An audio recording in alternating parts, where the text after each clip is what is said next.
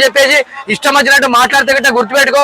తెలంగాణ వచ్చిన తర్వాత చెప్పు ఎస్సీలు ఎంతమంది డెవలప్ అయ్యారు? నువ్వు ఎస్సీ లీడర్వే కదా, నువ్వు కంటోన్మెంట్ నుంచి ఎమ్మెల్యే పోటీ చేసినావు కదా, ఇంతమంది ఎస్సీలు డెవలప్ అయ్యారో చూపెట్టి తెలంగాణ వచ్చిన తర్వాత సాధించిన తర్వాత. ఇలా మాట్లాడికి నోరుంది కానీ ఇష్టం వచ్చినట్టు మాట్లాడితే కాదు. ఇలా గుర్తుపెట్టుకోండి, భారతదేశంలో ఎక్కడో ఎవడో ఢిల్లీలో ఇంగ్లీష్ వాడు పెట్టినటువంటి పార్టీని ఇలా తెలంగాణ అధికారం చెలాయిసి అధికారంలో మీరు పనిచేస్తున్నారు తప్ప ఇలా తెలంగాణ కోసం మీకు మాట్లాడే నైతిక హక్కే లేదు. ఇలా గుర్తుపెట్టుకోండి, కాంగ్రెస్ పార్టీ ఎక్కడిది? ఇలా ఇండియాలో పెట్టిందా? ఎవడో ఇంగ్లీష్ వాడు పెట్టినటువంటి పార్టీలో మీరు అందరూ పనిచేస్తారు.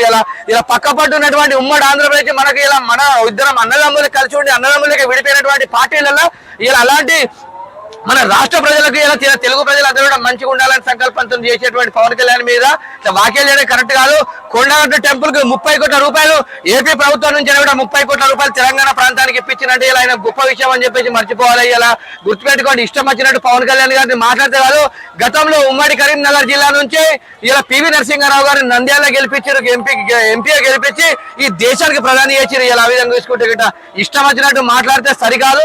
పవన్ కళ్యాణ్ గారు ప్రజలకు మంచి చేస్తున్నప్పుడు ఎక్కడి నుంచి వచ్చినా ఏ ప్రాంతం నుంచి వచ్చినా కూడా ప్రజలకు మంచి చేసిన వాళ్ళందరినీ కూడా మనం ఇలా యాక్సెప్ట్ చేయాలి. ఇలా గుర్తుపెట్టుకోండి, గత రోజులలో కూడా మనం చూసుకుంటే గిట్ట ఇలా ఎంతో మంది ఇలా ఇబ్బందిగా అయినప్పుడు కూడా మదర్ తెరెసా లాంటి వాళ్ళు వచ్చి దేశానికి గొప్పగా సేవ చేసారు. అదేవిధంగా మంచి చేస్తున్నారు, ఎక్కడికి వచ్చి మంచి చేస్తే కూడా తప్పు కాదని చెప్పి హెచ్చరిస్తున్నా.